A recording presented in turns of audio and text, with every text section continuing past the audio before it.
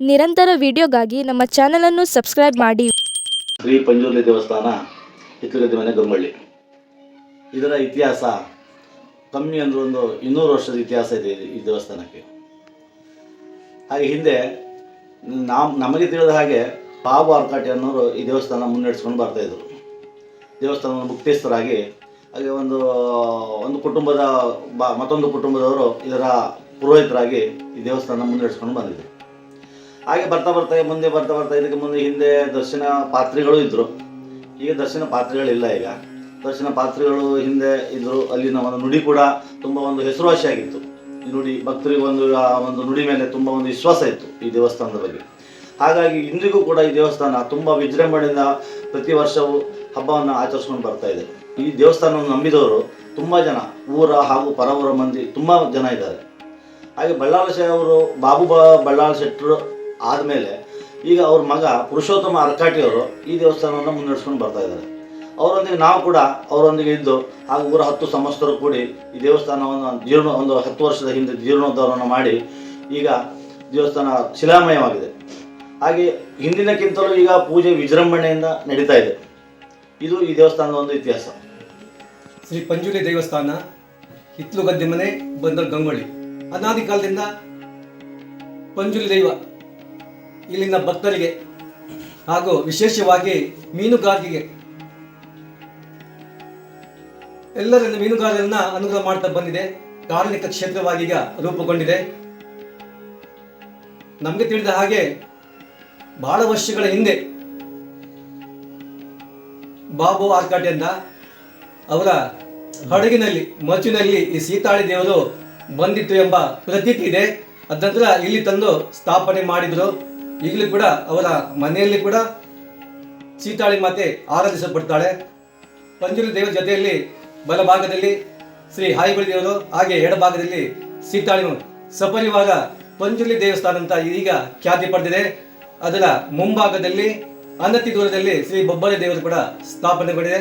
ಹಾಗೆ ಎಡಭಾಗದಲ್ಲಿ ಕೂಡ ದೇವಸ್ಥಾನದ ಎಡಭಾಗದಲ್ಲಿ ಸ್ವಲ್ಪ ಮುಂದಕ್ಕೆ ಶ್ರೀ ಸ್ವಾಮಿ ದೇವರು ಕೂಡ ವಿಶೇಷವಾಗಿ ಭಕ್ತರನ್ನ ಅನುಗ್ರಹ ಮಾಡ್ತಾ ಬಂದಿದೆ. ಹಾಗೆಯೇ ದೇವಸ್ಥಾನದ ಬಲಭಾಗದಲ್ಲಿ ನಾಗದೇವರು ವಿಶೇಷವಾಗಿ ಸೇವೆಯನ್ನು ಸ್ವೀಕರಿಸಿಕೊಂಡು ಭಕ್ತರನ್ನು ಕೂಡ ಅನುಗ್ರಹ ಮಾಡ್ತಾ ಬಂದಿದೆ.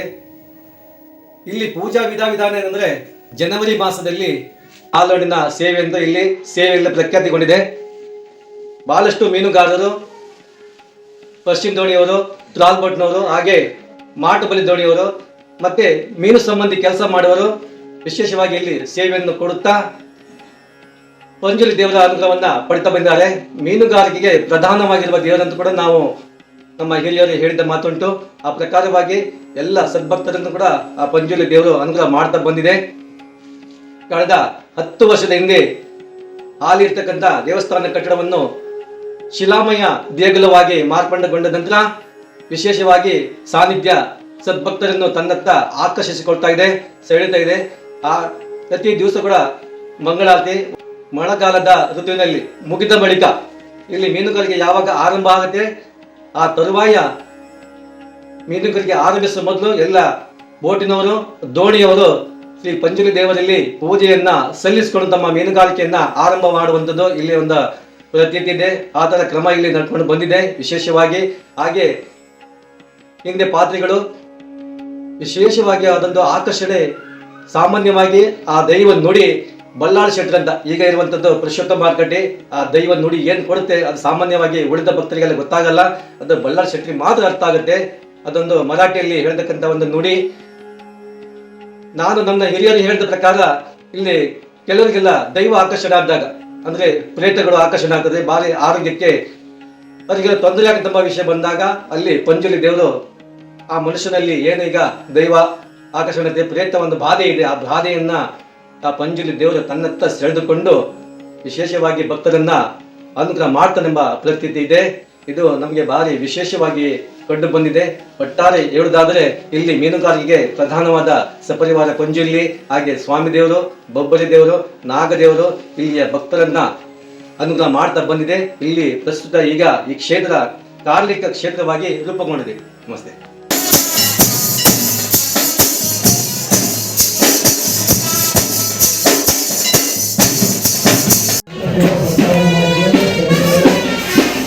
ಜಯ